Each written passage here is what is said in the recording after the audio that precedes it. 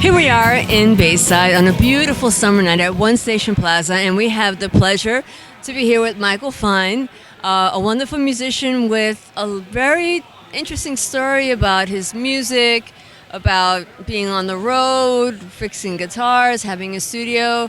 So how are you doing, Michael? And update us on what's going on. Well, I'm doing wonderful. I have a band right now that I'm playing with, Bootleg Five. We do everything from Roy Orbison to modern music, anything the newest stuff. Like, what's your favorite music you like to play? What?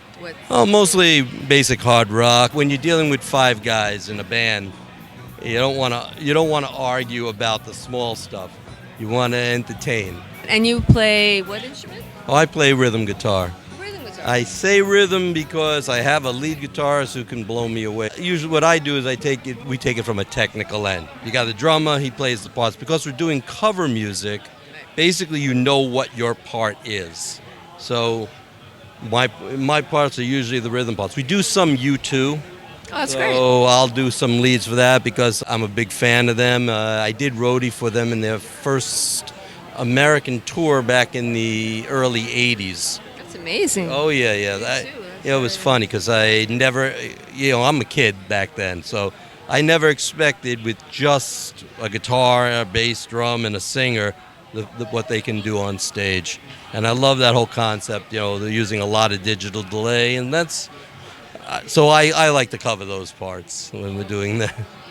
And I understand you had a studio. Okay, yeah. Well, always a musician. When I left college, I went straight into I opened up a first rehearsal studio in the Bay Terrace Shopping Center and had that for about a year. Took the name and the business over to 215th Place right here, and that was 5 rooms, fully equipped, amplifiers, drum sets, PAs, everything you'd need except guitars or, because basically people bring their own, Right. But... And how do you see the music scene like right now, the modern side of what we would call rock, which is not really as it was before, but how would you put your words into it? Well... Right now?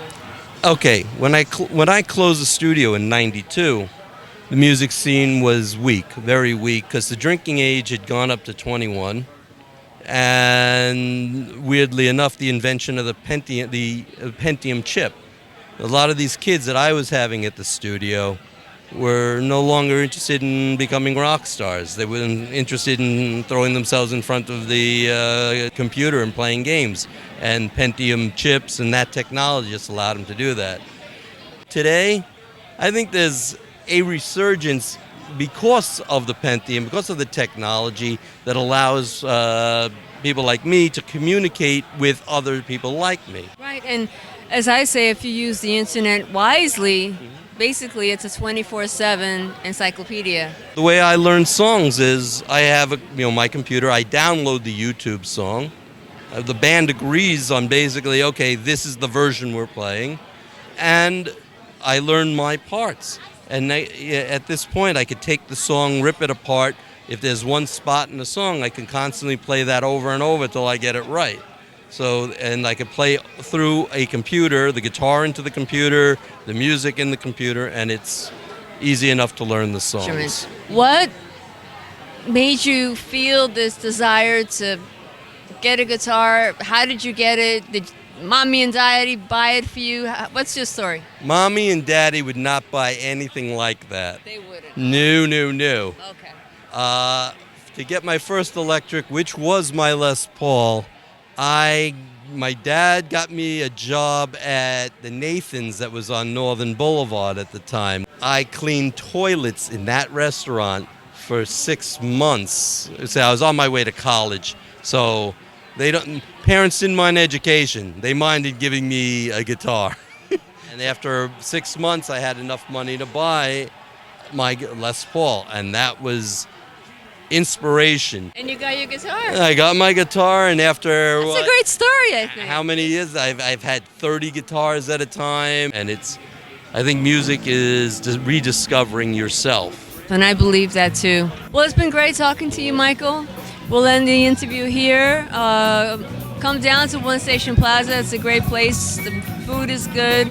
They do have live music, and Bayside is becoming a really cool town. So you're watching Bayside Live TV. I am Michelle Marie, and have a great night.